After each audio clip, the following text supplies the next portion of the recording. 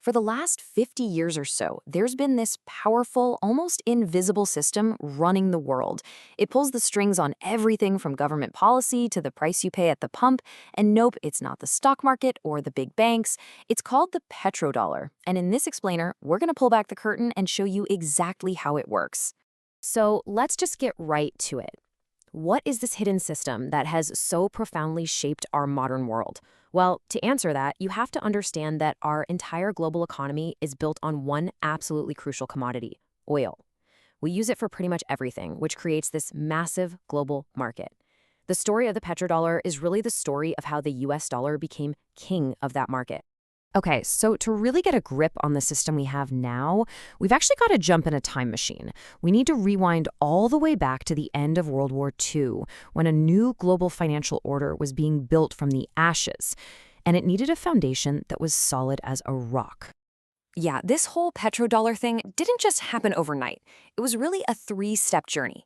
It all starts back in 1944 with a system based on good old-fashioned gold. Then, boom, in 1971, a major shock completely shatters that system. And finally, in 1973, a brand new system is born out of all that chaos. Let's break down each of these moments. Think about it. After the war, the US economy was pretty much the only major one left standing. So at this big conference called Bretton Woods, world leaders all agreed to put the US dollar right at the center of global finance. And here was the crucial part. The US promised that any country could show up and exchange its dollars for a fixed amount of gold. That promise created trust, and that trust created stability. But, by 1971, that whole system was starting to creak under the pressure. So President Nixon made this absolutely stunning move. He completely cut the dollar's link to gold. It was called the Nixon shock, and it instantly turned all money into something called fiat currency. Suddenly, the dollar's value wasn't backed by a vault full of gold, but simply by faith in the US government. And you can imagine this created a huge crisis of confidence. So suddenly, the gold standard is gone. The dollar is basically floating, and it desperately needed something to anchor it down again. And believe it or not, it found that new anchor right in the middle of a massive global crisis that would lead to a secret, world-changing deal. And boy, did that crisis hit hard in 1973. To get some political leverage, Arab oil-producing nations just turned off the tap. They cut off oil supplies to the West. The economic shock was immediate, and it was brutal. Prices shot through the roof, you had cars lining up for blocks just to get gas, and inflation was just spiraling out of control. The world was desperate for a solution. And that's where the United States stepped in and cooked up a solution. The US government went to the biggest player in the whole oil market, Saudi Arabia, and they came with a proposal that was as simple as it was, well, brilliant. And the deal they made, it was so simple, it's kind of genius, and it literally changed the world. Saudi Arabia agreed to one simple rule. From now on, it would only sell its oil in US dollars. Period. In return, the US offered its powerful military protection. And since Saudi Arabia was the king of oil, all the other oil nations quickly fell in line. And just like that, the petrodollar system was born. So this deal, it wasn't just about saving the dollar. It created this powerful self-feeding loop that has funneled an incredible amount of wealth and influence right back into the United States for decades. Let's take a look at how this machine actually works. Okay, here's the absolute core of it. It's so simple, but so powerful. Think about a country like Japan. It's got this huge advanced economy, but it has almost no oil of its own. So to keep the lights on and the factories running, Japan has to buy oil. And because of this new deal, to buy that oil, it first has to go out and buy a whole bunch of US dollars. This created a constant artificial demand for American currency from every corner of the globe. So this kicks off what we call the petrodollar recycling loop. Step 1, countries buy US dollars to get oil. Step 2, oil producers like Saudi Arabia end up with mountains and mountains of these petrodollars. But they're not just stuffing that cash under a mattress, right?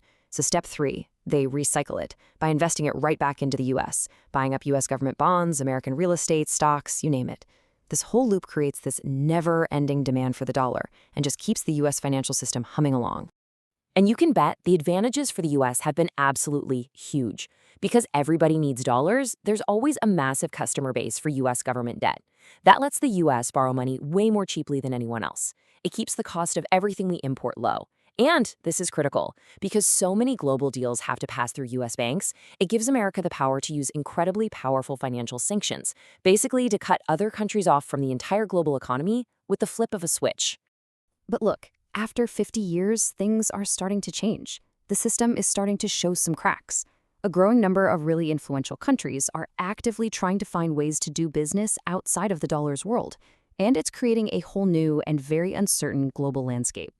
And what you have now are basically two competing teams on the world stage. On one side, you've got the BRICS nations. Think China, Russia, and their partners. They look at being dependent on the dollar as a huge vulnerability, especially when it comes to U.S. sanctions, so they want out. But on the other side, you've got traditional U.S. allies like Japan and the nations of Europe. They're deeply woven into the system. They benefit from its stability, and they hold massive reserves of dollars. And listen, this isn't just talk. We're seeing real moves being made. Russia is selling more and more of its oil to China and getting paid directly in Chinese yuan. China has even launched its own oil contracts, priced in yuan, which is a direct challenge to the petrodollar.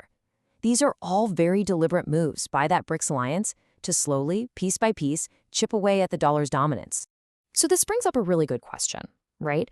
If countries like Russia and China are so determined to get out from under this system, why don't they just quit? Why is it so unbelievably hard to dethrone the US dollar? You know, there's a perfect analogy for this. Think about it like a social media platform. The dollar is like Twitter was in its heyday. It's the established platform where everything is happening.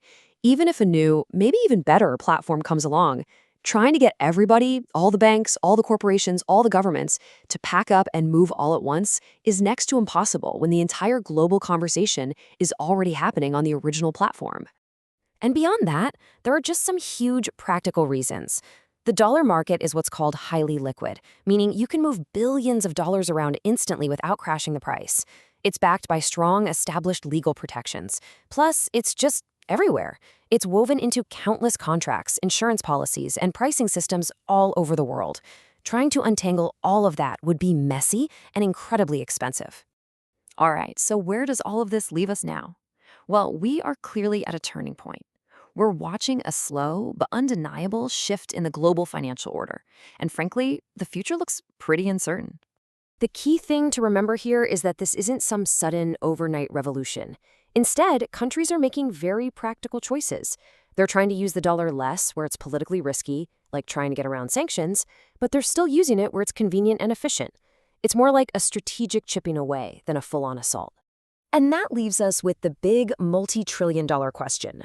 For half a century, the petrodollar has been the bedrock of the entire global economy. But as power continues to shift around the world, you just have to wonder, if the dollar's 50-year reign finally does come to an end, what kind of world and what kind of system is going to come next?